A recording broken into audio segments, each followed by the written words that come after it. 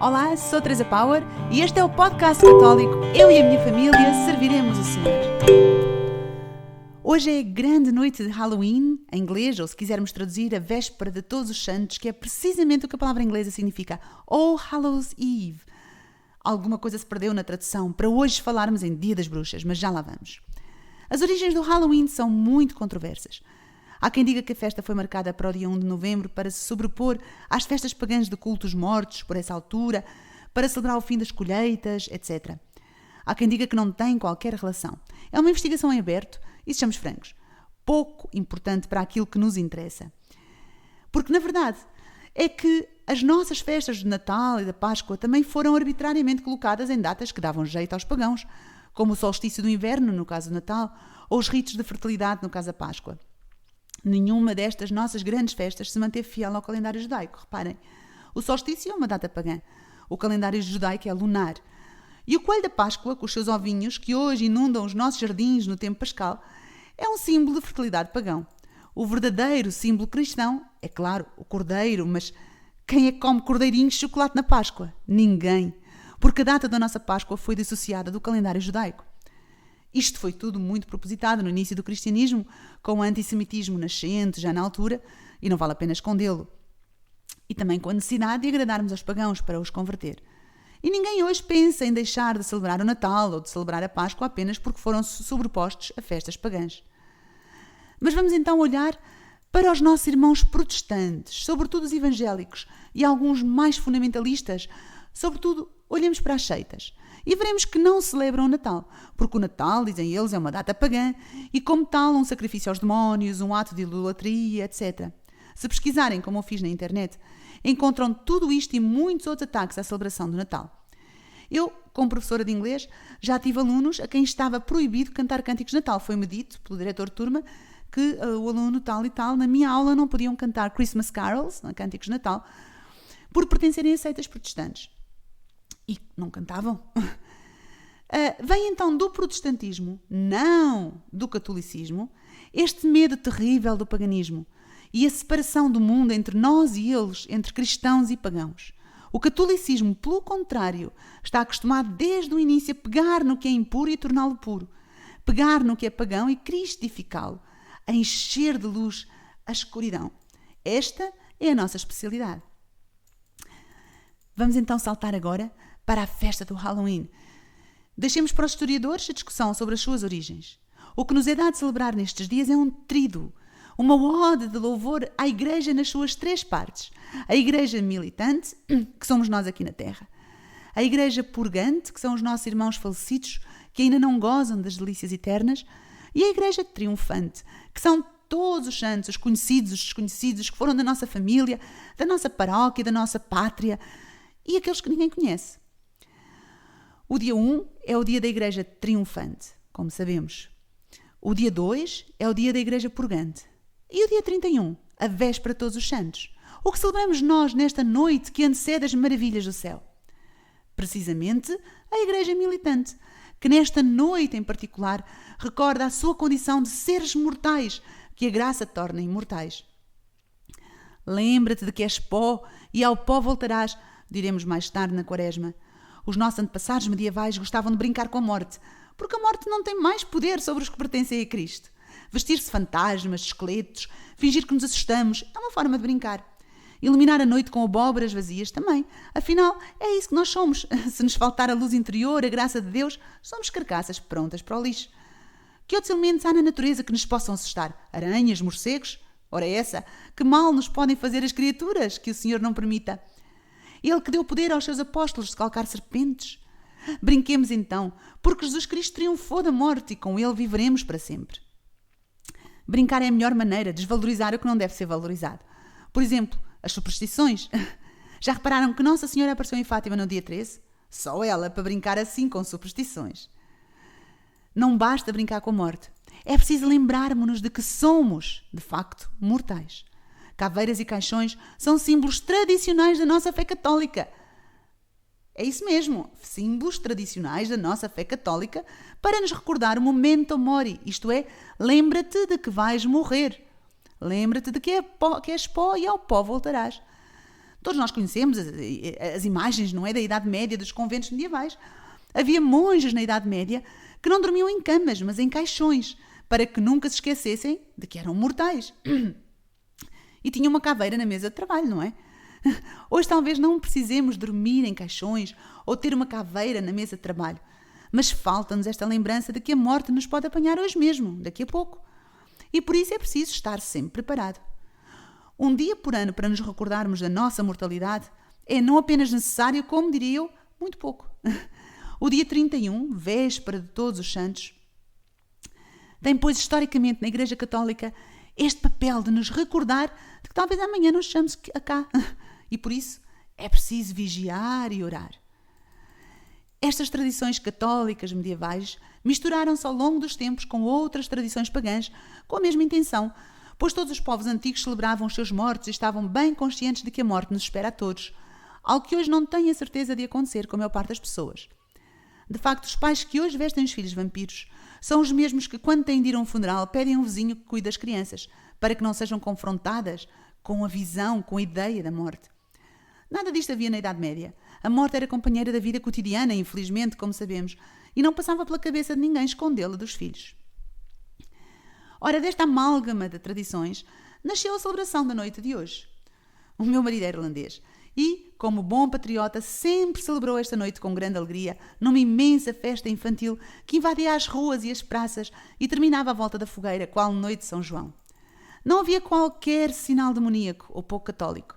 Como já vimos, as caveiras, os caixões, as abóboras iluminadas, os esqueletos, as aranhas, os morcegos têm um sentido profundo de religiosidade popular católica.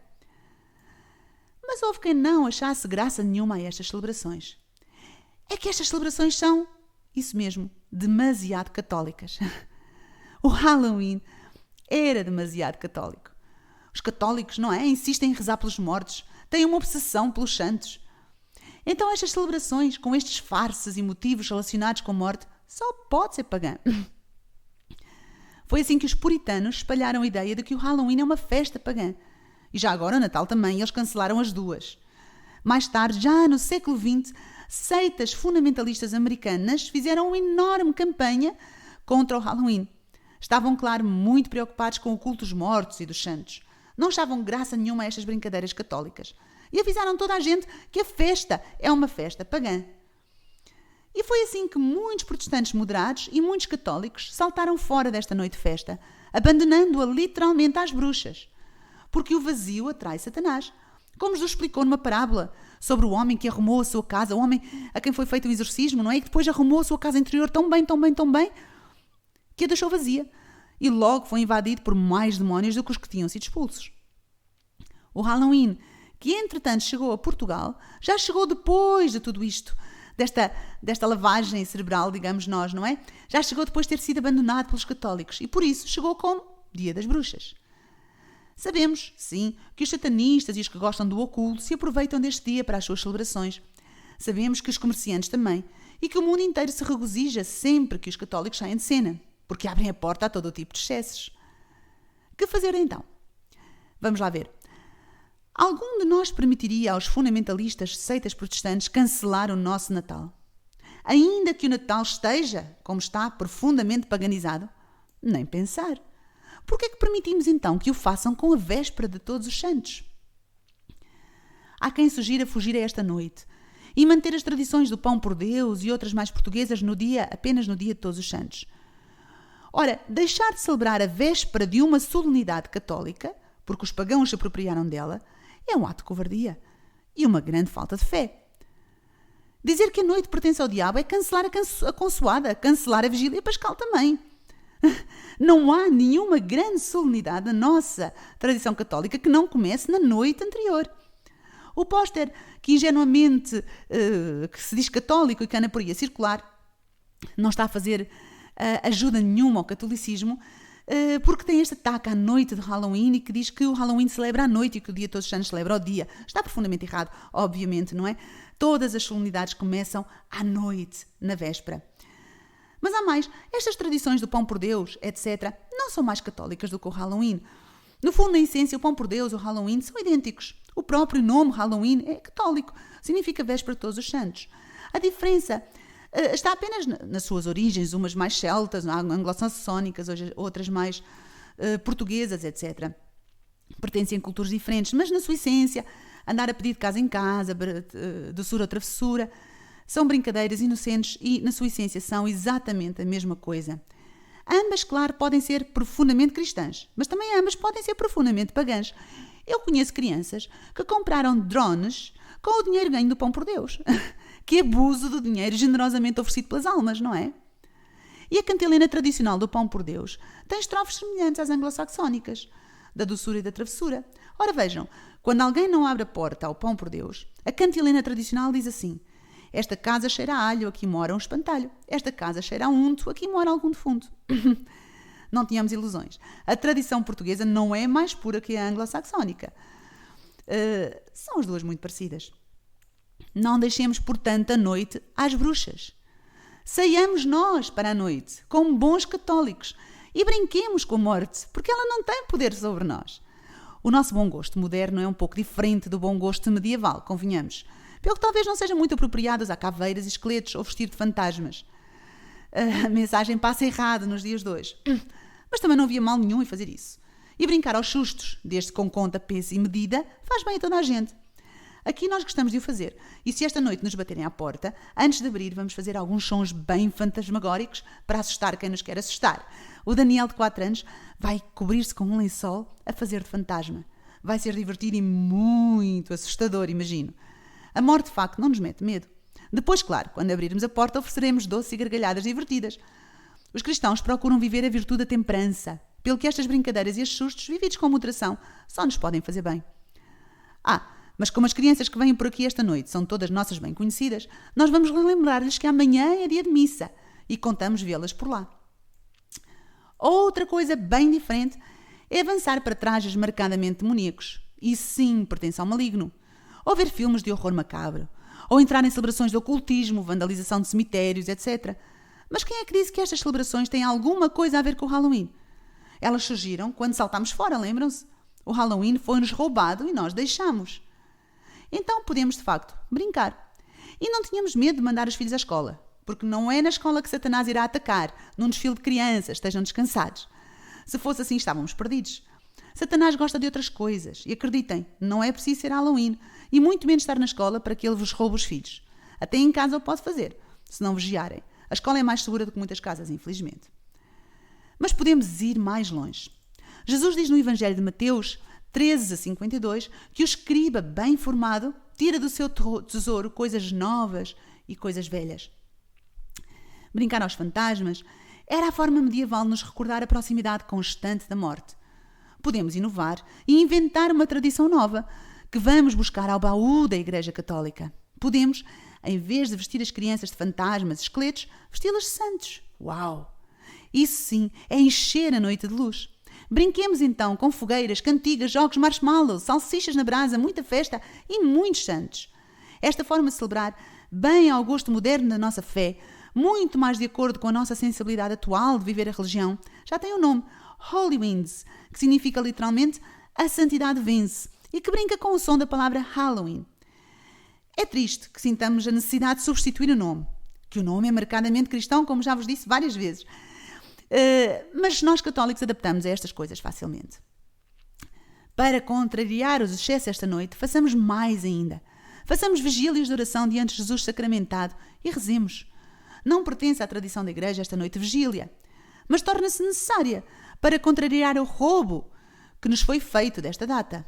Como, aliás, precisamos fazer nos dias de Carnaval, não é mesmo? Já há muito tempo que é necessário reparar pelos excessos e pecados cometidos no Carnaval.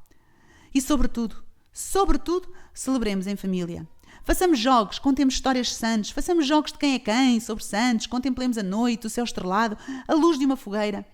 Falemos da morte, da avó que está no céu, da fragilidade da vida.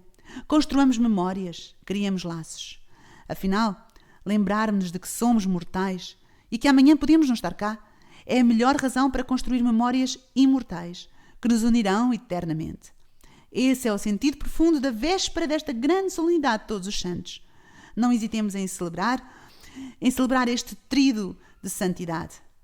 Santos e santas de Deus, rogai por nós. Amém.